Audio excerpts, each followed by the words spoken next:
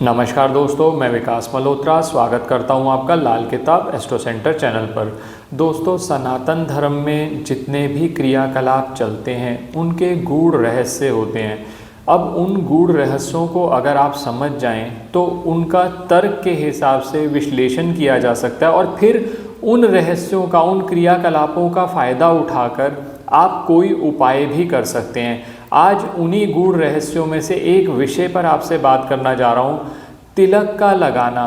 तिलक सनातन धर्म में देवी देवताओं का आशीर्वाद माना जाता है। कहा जाता है कि अगर आप कोई पूजा कर रहे हैं, हवन कर रहे हैं, तो जब तक तिलक नहीं लगाते तो वो पूजा और हवन पूरा नहीं माना जाता।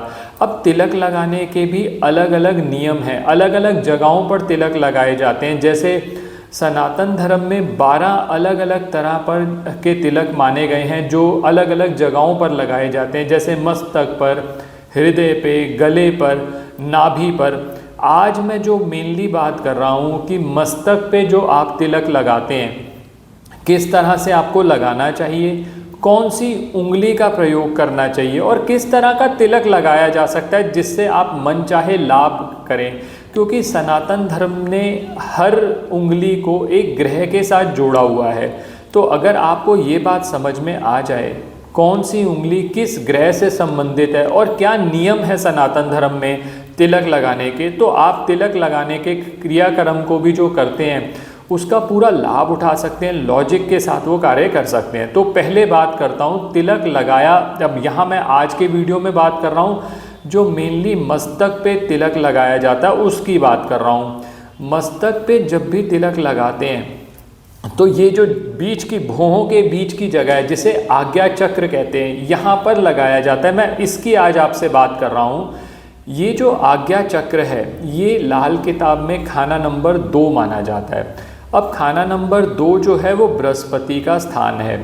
आज्ञा चक्र पे जब आप तिलक लगाते हैं तो जो जो ग्रहों से संबंधित आपको ऊर्जा मिलती है वो उसके हिसाब से आपको लाभ प्रदान करता है। और सबसे बड़ी बात, आज्ञा चक्र पे जब आप तिलक लगाते हैं, आज्ञा चक्र का अर्थ क्या है कि आपके पूरी बॉडी, आपके पूरे सिस्टम को एक निर्देश देना कि किस तरह से चलना है। तो अगर आप तिलक लगाते हैं, ऊर्जावान महसूस करते हैं, तो आप देखेंगे कि आपका दिन भी अच्छा जा रहा है और जो कार्य आपने सोचे थे वो होने शुरू हो गए। तो सबसे पहले बात करता हूँ कि हाथ की ये जो 5 उंगलियाँ हैं ये किन ग्रहों से संबंधित है और तिलक लगाने के क्या नियम हैं। सबसे पहले बात शुरू की जाए, ये सबसे छोटी जो उंगली है, ये जो उंगली है इसको बुध से संबंधित माना जाता है। इसको कहते हैं छोटी उंगली या जिसको कनिष्का के नाम से भी जाना जाता है, लिटिल फिंगर भी कहा जाता है। ये बुध से संबंधित है।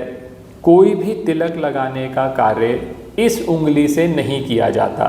तो ये उंगली तो आपकी एक्सक्लूड हो गई जिसका तिलक के कार्य में प्रयोग नहीं किया जाता। जो उसके साथ वाली उंगली है जिसे अनामिका उंगली कहते हैं, रिंग फिंगर भी कहा जाता है इंग्लिश में, ये सूर्य से संबंधित होती है।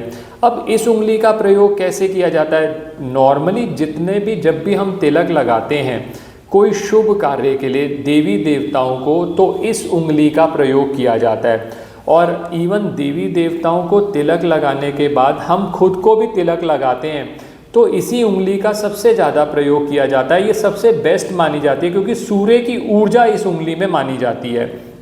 तो अगर आप मानसिक शांति चाहते हैं, ऊर्जा चाहते हैं, सूर्य की ऊर्जा चाहते हैं, तो इस उंगली का प्रयोग किया जाता है जिसे अनामिका उंगली कहते हैं।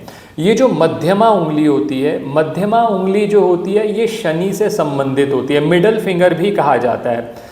आयु को बढ़ाने के लिए, जब आपके मन में ये हो कि आयु बढ़े, ऊर्जावान रहें आप, ऐसे कि आप कोई कार्य कर सकें, आपकी बॉडीली ऊर्जा और बेटर रहे और इवन आप अपने व्यापार में भी तरक्की चाहते हैं, तो इस उंगली का प्रयोग किया जाता है। तो इस उंगली से तिलक करते हैं। ये भी किया जाता है बहुत बार कि देवी देवताओं को जब आप तिलक लगाएंगे तो आप ये अनामिका उंगली का प्रयोग करें।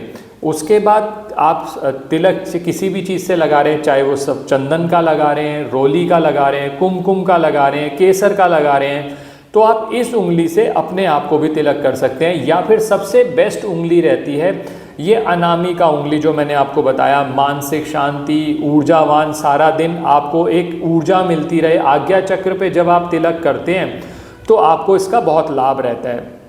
अब ये जो उंगली है इसको इंडेक्स फिंगर कहते हैं, हिंदी में इसे तर्जनी उंगली कहा जाता है। इस उंगली का प्रयोग केवल मृत व्यक्तियों को तिलक करने के लिए किया जाता है।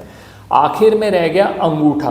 अंगूठा जो होता है वो शुक्र से संबंधित है, तो इसको हम जब भी अंगूठे से तिलक लगाते हैं, आपने देखा होगा पुराने समय में राजा महाराजा जब युद्ध के लिए जाते थे तो उनको तिलक किया जाता था, चाहे वो उनकी माता करें चाहे उनकी पत्नी करे, तो इस तरह से तिलक किया जाता था। ये जो अंगूठा है इससे जब तिलक किया जाता है ये धन, वैभव, ऐश्वर्य और विजय का प्रतीक माना जाता है। भाई दूज पर भी जब तिलक किया जाता है तो इसी अंगूठे का प्रयोग किया जाता है।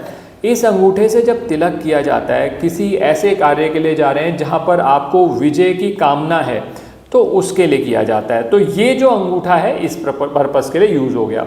अब सवाल ये आता है कि तिलक कितने तरह के होते हैं। अलग अलग तरह के तिलक हैं, कुछ हम पहले भी अपने वीडियोस में बात कर चुके हैं, जिसमें केसर के तिलक पे मैंने आपसे बहुत बात करी है पहले भी। तो जब भी आप बृहस्पति ग्रह को अच्छा करना चाहते हैं, आप देख रहे हैं कि आपको बृहस्पति ग्रह से संबंधित अच्छे फल नहीं मिल रहे, तो आप केसर के तिलक का प्रयोग कर सकते हैं। इसके लिए करना क्या होगा, आपको एक चांदी की डिब्बी ले लीजिए, उसके अंदर केसर के रेशे डाल लीजिए, थोड़ा सा उसमें दूध डालिए, थोड़ा सा पानी भी डाल सकते हैं अगर दूध उपलब्ध नहीं है, कच्चा दूध डालिए, उसको अच्छे से घोल लीजिए और फिर इस अनामिका उंगली का प्रयोग करते हुए आप तिलक कर सकते हैं। तो ये जो केसर का तिलक है बृहस्पति ग्रह की ऊर्जा को देने में आपको मदद करेगा। और जो बृहस्पति है आपको पता ही है कि लाल किताब के हिसाब से खाना नंबर 2 का, 5 का, 9 का, 11 का, 12 का पक्का घर माना जाता है बृहस्पति का। बृहस्पति है हमारी किस्मत। हम चाहते हैं हमारी किस्मत जागरूक हो जाए, किस्मत हमारी ऐसे हो जाए कि हम जो कार्य करना चाहते हैं हम उस कार्य को सही समय पर सही तरीके से कर सकें, तो तिलक का प्रयोग किया जा सकता है। अब 2 तिलक के प्रयोग और आपको बता रहा हूँ जो कि बहुत ज़्यादा इफ़ेक्टिव साबित हुए हैं अलग अलग समय पर। अब सपोज़ कोई ये व्यक्ति ये कहता है कि मुझे मेरी तबीयत ठीक नहीं रहती, हेल्थ ठीक नहीं रहती, तो ऐसे और बार बार बीमारी हो रही है, तो ऐसे केसेस के अंदर आप सफ़ेद चंदन ले लीजिए, सफ़ेद चंदन अच्छे से घोल लीजिए, सफ़ेद चंदन का पाउडर, और इस उंगली का प्रयोग, ये मध्यमा मिडल फिंगर का प्रयोग करते हुए आप अपने माथे पे या इस तरह से तिलक करें, या जो व्यक्ति जो बीमार है उस व्यक्ति को तिलक किया जाए, तो उससे उसको रिकवरी करने में बहुत ज़्यादा हेल्प मिलती है। आखिर में एक और उपाय, बहुत सारे लोग कहते हैं कि मानसिक चिंताएं बहुत ज़्यादा रहती हैं, मन में शांति नहीं है, हर समय विचारों का उथल पुथल रहता है। तो ऐसी स्थिति में, और ऐसा भी है कि या तो बहुत ज़्यादा गुस्सा आता है, एकदम ही गुस्से में आने की वजह से व्यक्ति को लगता है कि मैं आउट ऑफ कंट्रोल हो जाता हूँ, तो ऐसी स्थिति में सफ़ेद चंदन पाउडर ले लीजिए, अच्छे से घोल लीजिए उसे पानी में, और फिर ये अपनी अनामिका उंगली, रिंग फिंगर, जो सूर्य की उंगली मानी जाती है, इसका प्रयोग करके आप इस तरह से तिलक कर सकते हैं। एक बात और ध्यान रखिएगा दोस्तों, सूर्य की उंगली का जब आप प्रयोग करेंगे ना, तो चंद्रमा को मदद भी मिलती है सूर्य की। वैसे भी ये जो एरिया माना जाता है ये खाना नंबर 2 माना जाता है, और खाना नंबर 2 में चंद्रमा उच्च के फल देता है, किस्मत जगाने वाला माना जाता है। तो ऐसी स्थिति में जब आप सफ़ेद चंदन का प्रयोग करके नियमित तौर पर तिलक लगाते हैं, तो आप देखेंगे मानसिक शांति भी आपको मिल रही है और आप जो कार्य करना चाहते हैं वो समय पर कर पा रहे हैं। आशा करता हूँ दोस्तों आपको ये जानकारी पसंद आई होगी। अगर पसंद आई है तो लाइक करें, बाकी लोगों के साथ भी शेयर करें। चैनल पे नए हैं, अब तक सब्सक्राइब नहीं किया तो प्लीज़ सब्सक्राइब कर दें, बेल बटन को पुश करना ना भूलें, ताकि समय पर वीडियोस की नोटिफिकेशन आपको आ जाए। किसी भी तरह के ज्योतिषीय परामर्श के लिए हमारी वेबसाइट्स पर विजिट करके अपॉइंटमेंट बुक कर सकते हैं, जिनका लिंक डिस्क्रिप्शन बॉक्स में दिया हुआ है। धन्यवाद दोस्तों।